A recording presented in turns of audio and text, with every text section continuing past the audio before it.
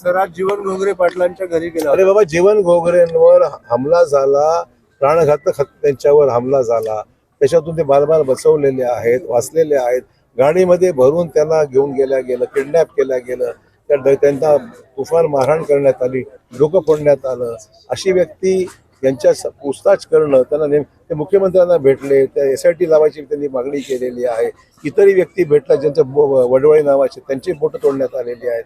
अशा गोष्टी नांदेडमध्ये किंवा महाराष्ट्रामध्ये होऊ नयेत याकरता अशा गुंडांना पाबंद केलं पाहिजे आणि हमला केलेला आहे. त्याच्यामध्ये सूत्रधार शोधून काढले पाहिजे, म्हणून SIT नेमली पाहिजे अशी त्यांची मागणी ती पूर्ण करावी अशी आमची भूमिका आहे. तर शहरात खरोखरच गुन्हेगारीची परिस्थिती आहे, मी नाकारत नाही. हे पाबंद केलं पाहिजे, नियंत्रणात आणलं पाहिजे, कारवाई केली पाहिजे ही आमची अपेक्षा आहे. म्हणजे यासाठी कोणी जबाबदार नांदेडमध्ये जे काही अधिकारी आहे, प्रशासन आहे, त्यांनी त्याच्यावर कडक कारवाई करून त्याचा बिमोड केला पाहिजे. मुख्यमंत्र्यांची सुद्धा तीच भूमिका आहे. सर नांदेड महापालिकेचा उद्या प्रचार संपतोय, काय परिस्थिती आहे भाजपची?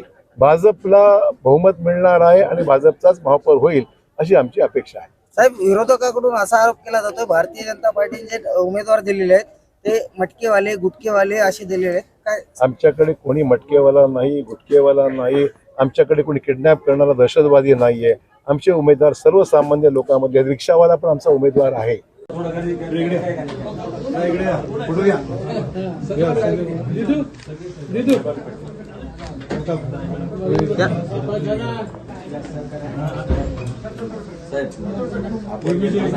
मुख्यमंत्र्यांनी SIT फॉर्म करायचा निर्णय घेतला.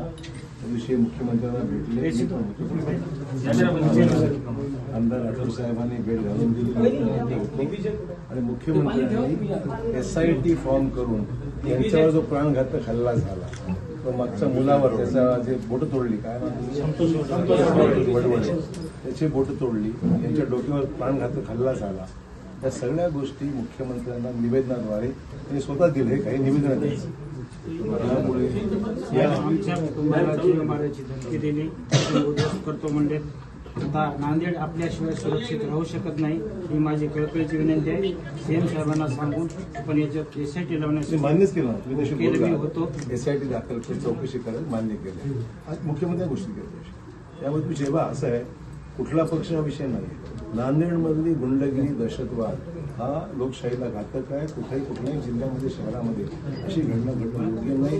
नांदेडच्या गुन्हेगारीला राजश्रय जर मिळत असेल तर ते अतिशय भयानक आहे. त्यामुळे आम्ही या प्रकरणामध्ये, तुमचा पक्ष जरी वेगळा असला तर या प्रकरणामध्ये आम्ही तुमच्या बरोबर आहोत. तुमची रक्षा, सुरक्षा आणि त्याचबरोबर या हल्ल्याची पूर्ण चौकशी मुख्यमंत्र्यांच्या मार्फत याचं मान्य केलं आणि पाठपुरावा करू.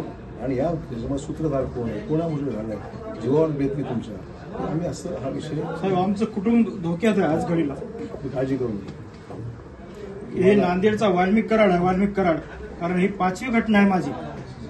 हे सगळे पुरावे माझ्याकडे आहेत. माहिती बघितलंय सगळं. येऊ मग, शुभेच्छा.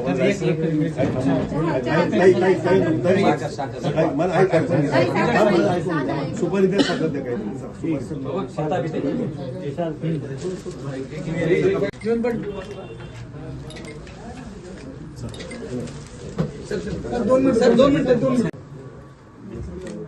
येऊ.